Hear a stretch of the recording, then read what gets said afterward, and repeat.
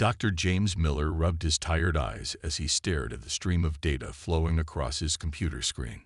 The clock on the wall of NASA's Deep Space Communication Division showed 3:27 a.m., but he couldn't leave.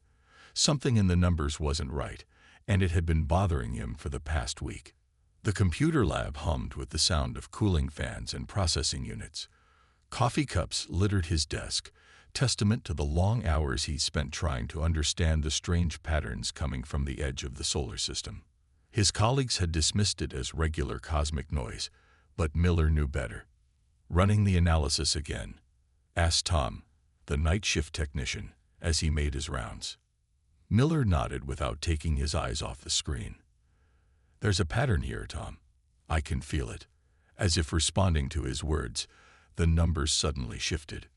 Miller sat up straight, his exhaustion forgotten. He quickly typed in a new set of parameters, and the computer began processing the data in a different way. "Look at this," he called out to Tom, who hurried over. "See how these signals repeat every 47 seconds. That's not natural. Natural cosmic radiation doesn't have this kind of precision." Tom leaned in, his eyes widening as he watched the pattern emerge. "Should we call someone?" Miller was already reaching for his phone. Within an hour, the lab was filled with bleary-eyed scientists and officials, all staring at the largest screen in the room as Miller explained his discovery. "It's a message," he said, pointing to the decoded sequence. "But it's not meant for us to find. It's encrypted military communication between ships or stations at the edge of our solar system." The room fell silent. Dr. Roberts, the facility director, stepped forward. "Are you absolutely certain?" Miller nodded and pressed a key on his computer. A new window opened, showing a complex grid of numbers and symbols. "We've been picking up these signals for months, maybe years, but they were hidden in what we thought was background noise. They're using our own radiation emissions to mask their communications." "Can you decode it?" Dr. Roberts asked, his voice tense. "Already have," Miller replied, bringing up another window. "Most of it is routine communication, but this caught my attention." He highlighted a section of text. "They're talking about Earth. About us." The decoded message was clear and terrifying. "Target world designation. Sol 3. Local designation. Earth. Population. 7.9 billion. Technology level. Pre-FTL. Military capability. Limited to planetary defense. Status. Marked for integration into the Aldarian Empire. Commence standard conquest protocol."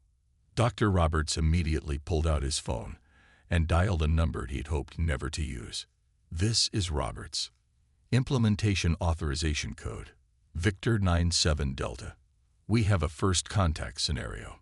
I repeat, first contact scenario. Threat level. Alpha." Within minutes, alarms began sounding throughout the facility. Security teams appeared at every entrance, and computers began automatically backing up data to secure locations. Miller watched as his discovery set in motion events that would change human history forever. He thought about all the science fiction movies he'd watched growing up, all the stories about first contact with alien civilizations. None of them had prepared him for the reality. Humanity's first concrete evidence of alien life was learning they were marked for conquest. As government officials and military personnel began flooding into the facility, Miller continued analyzing the signals. He discovered more communications, painting a picture of a vast empire that had conquered thousands of worlds. The Aldarians, as they called themselves, had a systematic approach to expanding their territory. They would observe, assess, and then overwhelm any resistance with overwhelming force. But they had made one crucial mistake. They assumed that because Earth hadn't achieved faster-than-light travel, it couldn't detect their communications. They didn't realize that humanity's understanding of physics and technology had advanced in unique ways, driven by decades of Cold War innovation and the need to listen for the faintest signals from space. As the sun rose over the NASA facility, Miller finally stepped away from his computer. Through the window, he watched people arriving for their regular workday. unaware that their world had changed forever during the night. Soon, they would all know. Soon, humanity would face its greatest challenge. But for now, in these quiet moments before the storm, Miller allowed himself a small smile. The Aldarian Empire thought Earth would be an easy conquest, another primitive world to add to their collection. They were about to learn just how wrong they were. Admiral Thomas Reed stood at the window of the Earth Defense Council's underground command center, his face illuminated by dozens of holographic displays showing Earth's atmospheric activity. Red dots blinked across the screens, marking the locations of detected alien probes. In just 2 weeks since Dr. Miller's discovery, they had identified over 300 of them. Another probe just entered the atmosphere over the Pacific, reported Lieutenant Mary Wilson from her monitoring station. Same stealth technology as the others. If we hadn't known what to look for, we would never have spotted them. Reed nodded, his expression grim. The Aldarians thought they were being clever, but humanity's secret weapons had already given them an advantage. What's this one scanning? Military installations in Southeast Asia, sir. Just like the others, it's particularly interested in our missile defense systems and power plants. The Admiral allowed himself a small smile. The aliens were watching exactly what they wanted them to watch. Project Guardian's real facilities remained completely hidden, shielded by technology that even the Aldarians couldn't detect. A door slid open behind him, and General Robert Hayes walked in, carrying a tablet. "The latest analysis from our science team," he said, handing it to Reed. "You're going to want to see this." Reed scrolled through the report, his eyes widening. "They're testing our response times." Hayes nodded. "Every probe that we accidentally detect and try to intercept gives them data about our military capabilities. They're building a complete profile of Earth's defenses.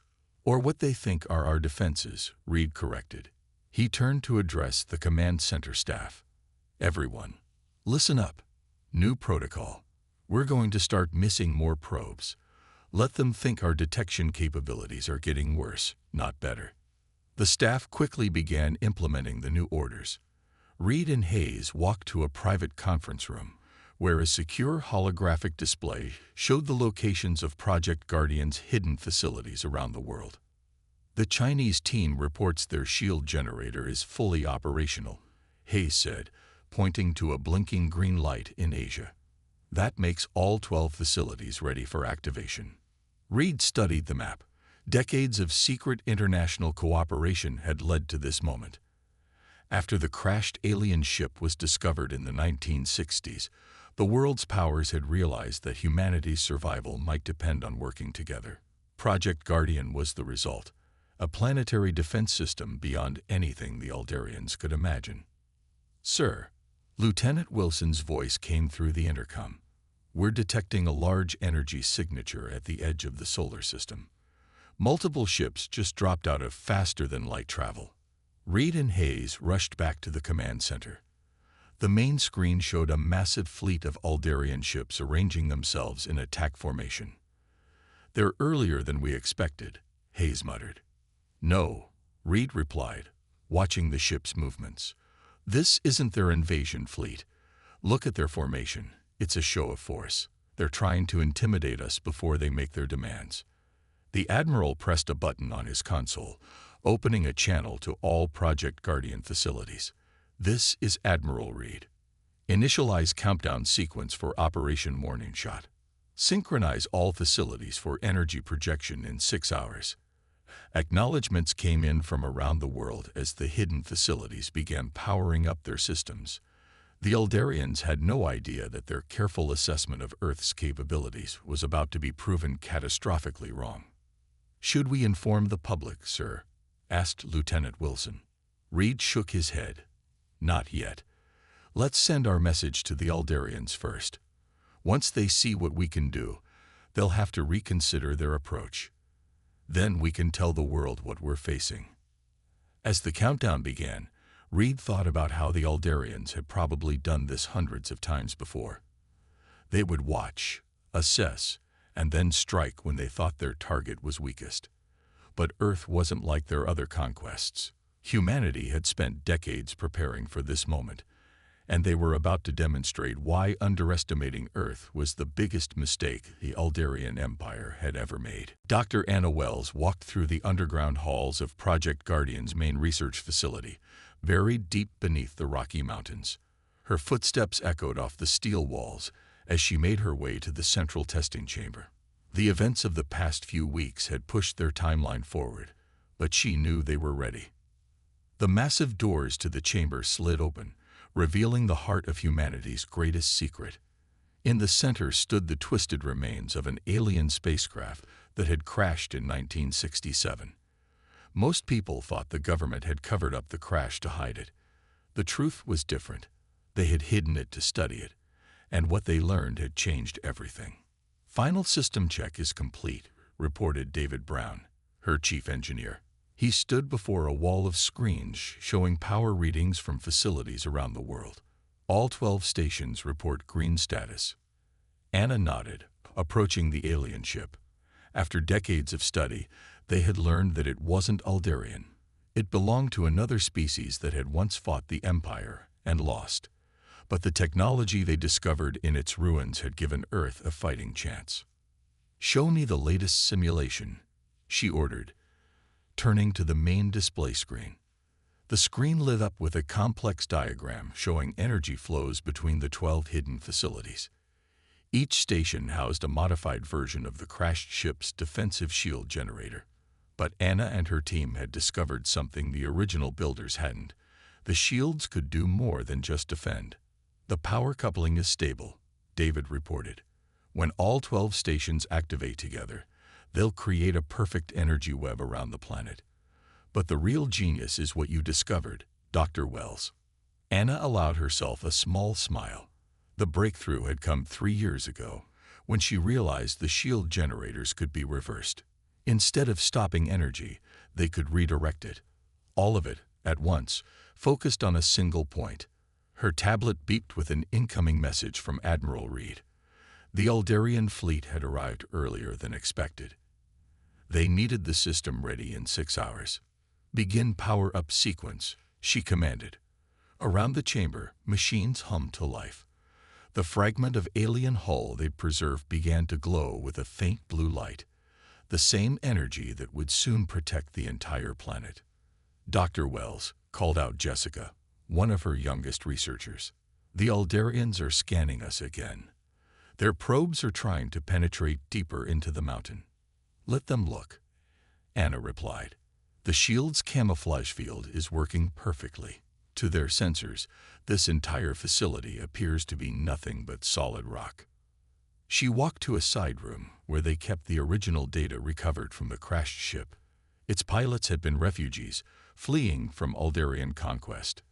They didn't survive the crash, but their sacrifice had given Earth the tools it needed to resist. "All facilities report Phase 1 complete," David announced. "Power levels at 20% and rising." Anna checked the readings on her tablet. The energy grid was forming exactly as their simulations had predicted. Soon, the Aldarians would learn that humanity hadn't spent the last 60 years just watching the stars. They had been preparing. "Dr. Wells," Jessica called out again, her voice excited. "Look at this. The Aldarian probes. They're backing off. I think our energy signature is starting to make them nervous." Anna watched the sensor displays as the alien probes retreated to higher altitudes. They could detect something happening but couldn't understand what it was. The Aldarians had conquered so many worlds that they'd become overconfident, predictable. They never expected a pre-FTL civilization to have weapons that could threaten them. Her tablet beeped again. Another message from Admiral Reed. They had moved up the timeline.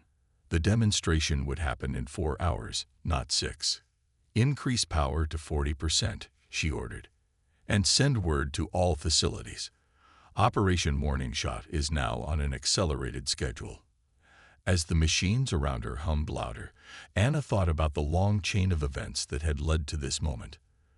The crashed ship, decades of reverse engineering, thousands of scientists working in secret to understand alien technology.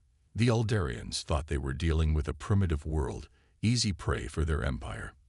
They were about to learn just how wrong they were. Admiral Reed stood in the command center, watching the final countdown on the main screen. Around him, dozens of operators monitored their stations as Project Guardian reached full power. The Aldarian fleet hung in space near Jupiter's orbit, their ships arranged in an attack formation meant to intimidate Earth. All facilities report 100% power, Lieutenant Wilson announced. Shield grid is stable and ready for energy projection. Reed picked up his secure phone and called Dr. Wells. "Are you certain about the targeting?" he asked. "We only get one chance at this." "The calculations are perfect," Anna replied, her voice confident despite the static of their secured line. "We've chosen the smallest moon in their fleet's staging area. The energy burst will completely vaporize it, but the debris pattern will send them our message." Reed nodded, though she couldn't see him. They had spent hours choosing the perfect target, small enough to destroy completely, but large enough to make their point. The moon was roughly 4 kilometers wide, nothing more than a chunk of rock the Aldarians were using to gather their forces. "Aldarian fleet is still holding position," reported General Hayes, studying the tactical display. "Their probes are pulling back. They've definitely detected our power surge, but they don't know what it is." Reed took a deep breath. This moment would change human history forever. "Begin final sequence," he ordered. "Synchronize all facilities for maximum power output." Around the world, 12 hidden facilities hummed with energy. The reverse-engineered alien technology channeled power in ways that defied conventional physics. To the Aldarian sensors, it would appear as if Earth had suddenly developed energy readings far beyond what should be possible for a pre-FTL civilization. "Target locked," announced Lieutenant Wilson. "Energy web is forming. All facilities report ready for projection." Reed looked at the countdown clock. 30 seconds remained. He thought about all the years of preparation, the thousands of people who had kept this secret, working together to ensure humanity's survival. In moments, Earth would reveal that it wasn't helpless prey for the Empire's expansion. 10 seconds, called out Wilson. 9, 8, 7. The lights in the command center dimmed as Project Guardian drew more power. On screens around the room, energy readings spiked to levels never before seen on Earth. 3, 2, 1. "Execute," Reed commanded. For a brief moment, nothing seemed to happen. Then the main screen lit up with a blinding flash. The combined energy of all 12 facilities shot through space like a spear of light, crossing the distance to the target in seconds. The small moon didn't explode. It simply ceased to exist. The energy burst vaporized it so completely that the debris formed a perfect pattern in space, the exact outline of Earth's continents, visible from any angle. "Target destroyed," Wilson reported, her voice filled with awe. "Energy projection successful. Debris pattern is exactly as calculated." The command center erupted in cheers, but Reed kept his eyes on the tactical display. He watched as the Aldarian fleet reacted to their demonstration. Ships that had been arranged for battle suddenly scattered, their formation breaking apart in what could only be described as panic. "Sir," Hayes called out, "we're detecting massive energy spikes from their ships. They're powering up their weapons." "No," Reed corrected, studying their movement patterns. "They're powering up their shields. They're afraid we're going to target them next." He allowed himself a small smile. The message had been received exactly as intended. Earth hadn't just demonstrated advanced technology. They had shown precision, control, and most importantly, restraint. They could have targeted an Aldarian ship, but instead chose an uninhabited moon. The message was clear: we can hit you anywhere, at any time, but we're giving you a chance to reconsider. "Aldarian fleet is regrouping," Wilson reported. "They're falling back to a defensive position. Multiple ships are charging their faster-than-light drives."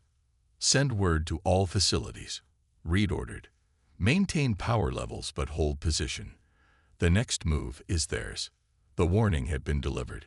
Now they would see how the mighty Aldarian Empire handled the realization that, for the first time in their history of conquest, they had severely underestimated their target. Captain Marcus Drake stood on the bridge of the EDS Defender, Earth's first space warship built using reversed-engineered technology.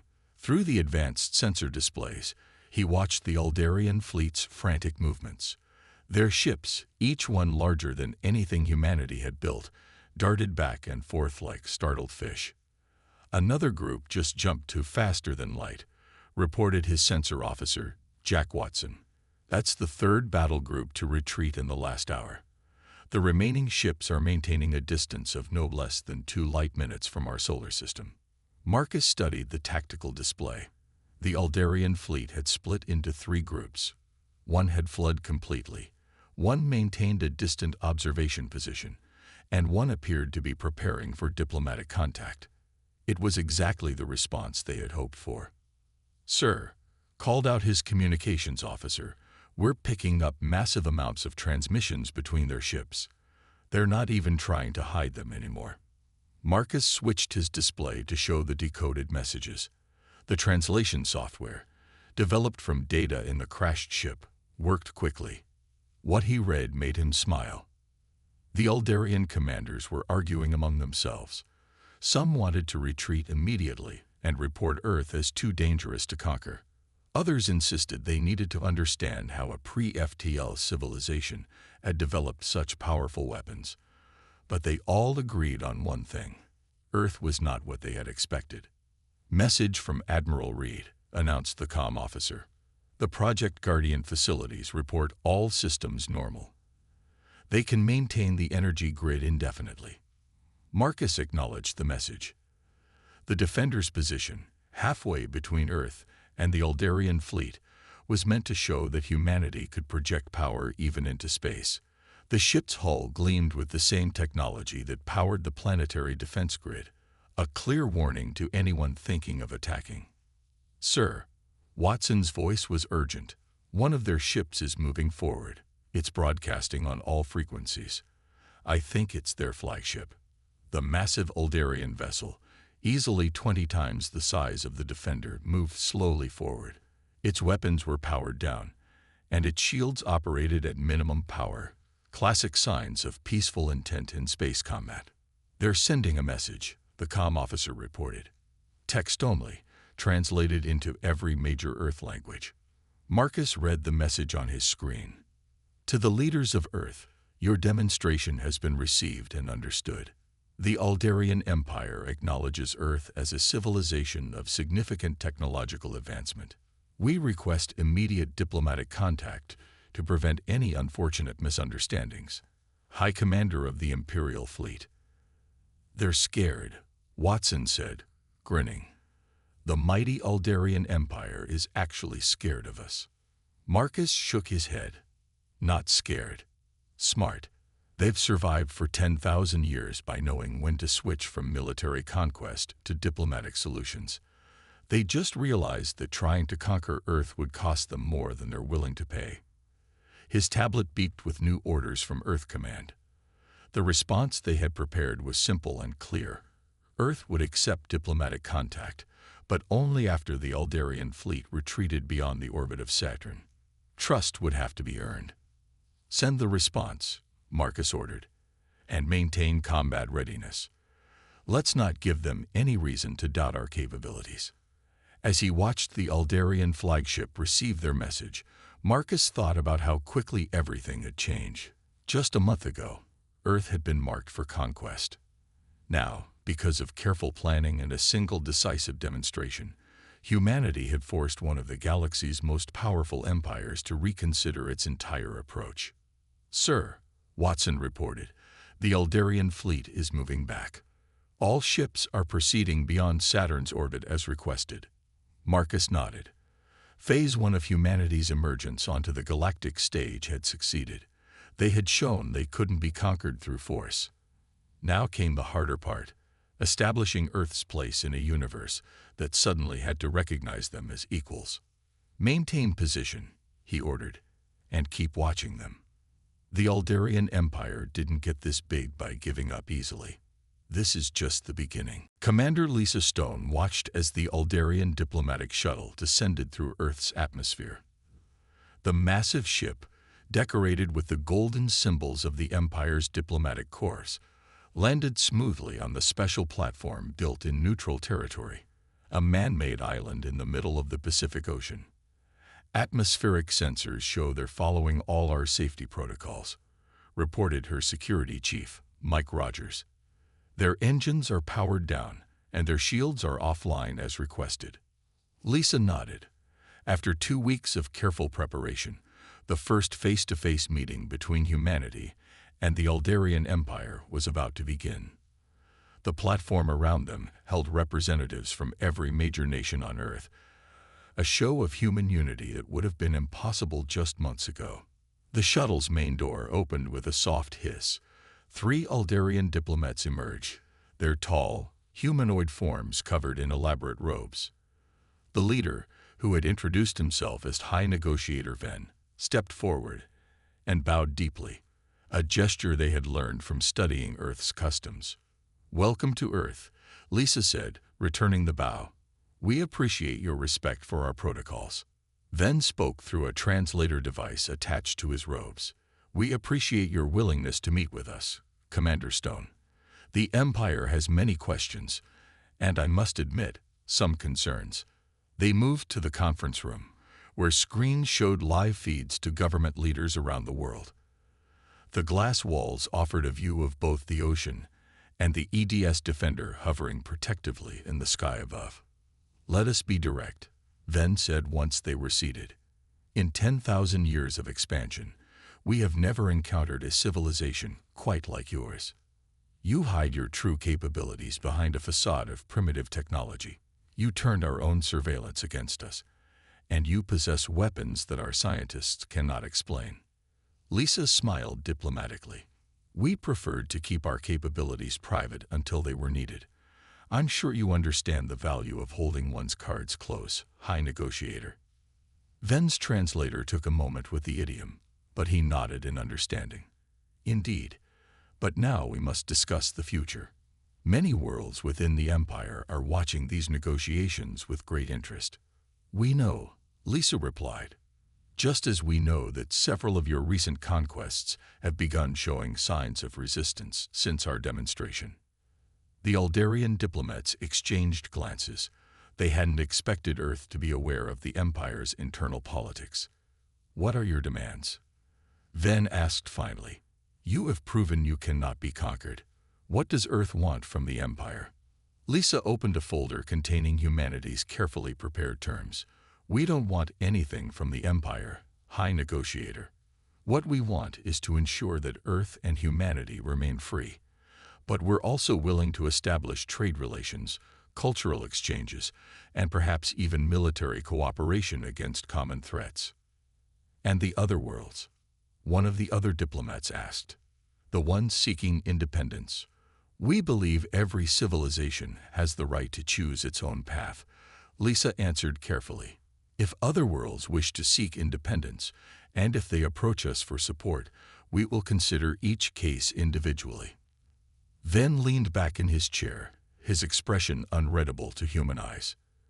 "You are offering to become a balancing power in the galaxy, a safe harbor for independence movements, but not an enemy of the Empire itself." "Precisely," Lisa confirmed. "The Empire has survived for 10,000 years because it knows how to adapt. We're offering you a chance to adapt again, to transform from a conquering force into a true diplomatic power." The negotiations continued for hours. Through it all, Lisa could sense the shift happening in the galaxy's power structure. Earth wasn't just preserving its own independence, it was reshaping the very nature of interstellar politics. As the first day of talks drew to a close, Ven made an unexpected admission. "Perhaps," he said quietly, "the Empire has grown too comfortable with conquest. Maybe this change you offer, maybe it is time." Lisa watched the sunset over the Pacific, thinking about how far humanity had come. From a seemingly primitive world marked for conquest, they had emerged as a force that could make even the mighty Aldarian Empire reconsider its ways. The real work was just beginning. Dr. James Miller stood at the grand window of the newly constructed Galactic Relations Council building in Geneva, watching ships from a dozen different worlds move through Earth's sky. 6 months had passed since the signing of the Terra Accords, and the changes in the galaxy had been dramatic. "The latest report from the Centauri system," said his assistant, placing a tablet on his desk. "3 more worlds have formally requested Earth's protection under Article 7 of the Accords." Miller nodded, remembering how it all started with his discovery of those hidden signals. Now, as head of the Galactic Relations Council, he helped manage Earth's growing role in interstellar politics. "Dr. Wells is here for your meeting," his assistant added. "She says the technology sharing program is ready for Phase 2. Anna Wells entered the office, looking quite different from the focused scientist who had managed Project Guardian. Now she led Earth's scientific cooperation with other worlds, including some that had broken away from the Empire. "You won't believe what we learned from the Proxima delegation," she said excitedly. "Their shield technology complements ours perfectly. Together, we could create defensive systems far beyond what either of us could achieve alone." Miller smiled. This was exactly what they had hoped for, not just independence for Earth, but true cooperation with other civilizations. The Aldarian Empire's greatest mistake had been assuming that conquered worlds had nothing to offer. A soft chime announced an incoming priority message. The main screen showed Admiral Reed aboard the EDS Defender, now part of Earth's growing space fleet. "Good news from the border regions," Reed reported. "The Empire has formally withdrawn its military presence from the disputed sectors. They're actually keeping their word." It hadn't been easy. The first month after the Terra Accords, some hardline Imperial commanders had tried to test Earth's resolve. A single demonstration of their improved defense technology, now enhanced by cooperation with other freed worlds, had ended those tests quickly. "What about the trade routes?" Miller asked. The Empire's economy had long depended on controlling all major space lanes, operating smoothly under the new system, Reed answered. "Turns out when you give worlds a choice, most of them prefer fair trade to forced submission. The Empire's learning that peaceful commerce is more profitable than conquest." The Admiral's image was replaced by a live feed from Times Square in New York. Tourists from a dozen different worlds walked freely among humans, while floating screens showed news in various alien languages. Similar scenes played out in cities across Earth. "Did you ever imagine this?" Anna asked, watching the feed. "When you first detected those signals, did you think it would lead to all this?" Miller shook his head. "I thought I was discovering an invasion. Instead, we helped change the galaxy." His computer beeped with another notification.